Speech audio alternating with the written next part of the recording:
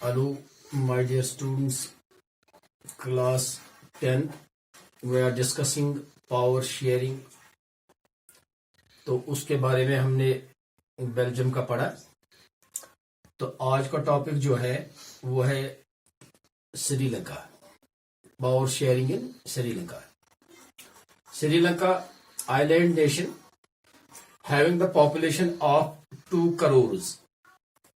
سری لنکا جو ہے یہ ایک آئیلینڈ کنٹری ہے. اس کی پوری پاپولیشن 2 کروڑ ہے. تو سمجھو کہ ہمارے جو اسٹیٹ ہریانہ ہے, ہمارے اسٹیٹ ہریانہ کے برابر. ہم دیکھیں گے ethnic composition of Sri Lanka, اس کی کیا پوزیشن ہے ایتھنک کمپوزیشن. تو اس میں ہم دیکھتے ہیں کہ سنالا اسپیکرز جو ہیں سری لنکا میں وہ ہے 74%, اور تامل اسپیکرز جو ہیں وہ ہیں 18%. Christian speakers both Tamil and Sinhala وہ ہیں 7%. یہ تھی ethnic composition of this Sri Lanka. گویا کہ Tamil speakers are of 2 types. جو ہمیں یہاں پر یہ تامل بولنے والے زبان جو ہیں لوگ جو ہیں وہ 2 قسم کے ہیں.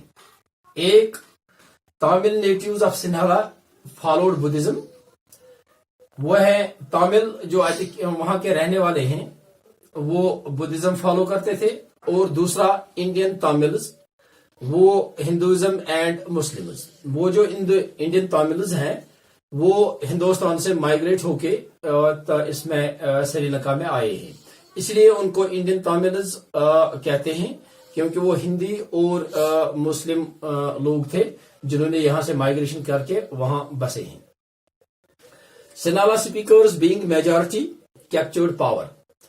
تو اب دیکھیں گے کہ یہاں پر چونکہ سنالا اسپیکرز جو ہیں وہ 74% ہیں, تو یہ کافی میجورٹی میں ہے. تو انہوں نے اس لیے وہاں پر گورنمنٹ بنائی اینڈ اسٹارٹ رننگ کنٹری. تو اب جب وہ پاور میں آ گئے تھے, اب انہوں نے وہاں پر گورنمنٹ بنائی اور کنٹری کو چلانے لگے. Tamil speakers 18% were not given any power. اب کیا ہوا تھا وہاں پر جب سنالا اسپیکرز نے وہاں پر کوپ اپ کیا تھا, جب انہوں نے گورنمنٹ بنائی تھی وہاں پر, تو انہوں نے کیا کیا تھا, تامل اسپیکرز جو تھے 18% ان کو کسی قسم کا کوئی پاور بھی نہیں دیا تھا اور کسی قسم کا کوئی رائٹ بھی نہیں دیا تھا. In 1956 Sinhala speakers passed act and demand Sinhala an official language.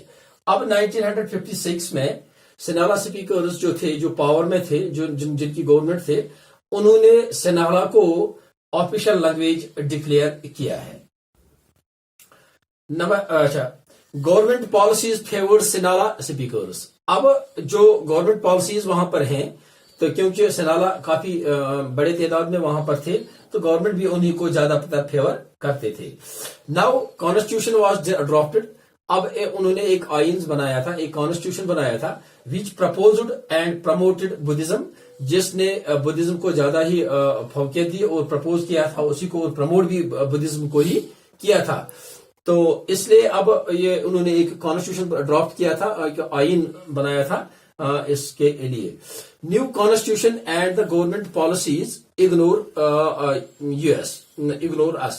اب جو یہاں پر یہ انڈین تاملز تھے, جو کرسچن اسپیکرز تھے, مطلب 17% یا تامل اسپیکر جو تھے 7%. اب انہوں نے کیا کیا تھا کہ گورنمنٹ ہمیں اگنور کر رہی تھی اور ہمیں کوئی حق نہیں دیتے تھے, نہ کوئی پولیٹیکل رائٹ, نہ ادر اپرچونٹیز ہمیں دیتے تھے. تو اب انہوں نے ایک بغاوت شروع کی. یہ جو تامل اسپیکرز ہیں جو 18% تھے اب تامل ناڈو میں, انہوں نے ایک بغاوت شروع کی.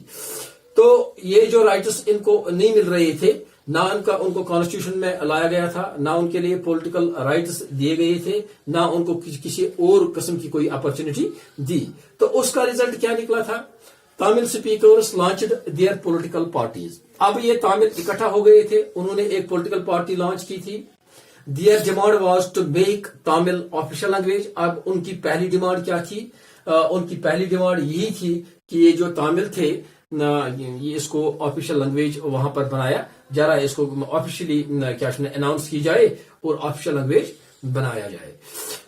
दूसरा पॉइंट जो उन्होंने रेज किया था इक्वल अपॉर्चुनिटीज, और जैसा कि तमिल सिनाला स्पीकर्स जो राइट्स उनको मिल रहे थे वही राइट्स तमिल को भी देनी चाहिए, इस तमिल स्पीकर्स को भी देनी चाहिए। तो उन्होंने अब यही आवाज उठाई। एंड और तीसरा पॉइंट उन्होंने क्या उठाया था, demand for separate country in the north eastern parts. जो तीसरी डिमांड उनकी थी, उन्होंने यही डिमांड की थी कि नॉर्थ ईस्टर्न पार्ट में कंट्री के जो श्रीलंका कंट्री है उसके नॉर्थ ईस्टर्न पार्ट में उनकी अपनी गवर्नमेंट होनी चाहिए। But सिनाला did not accept the demand and Tamil demand ignore.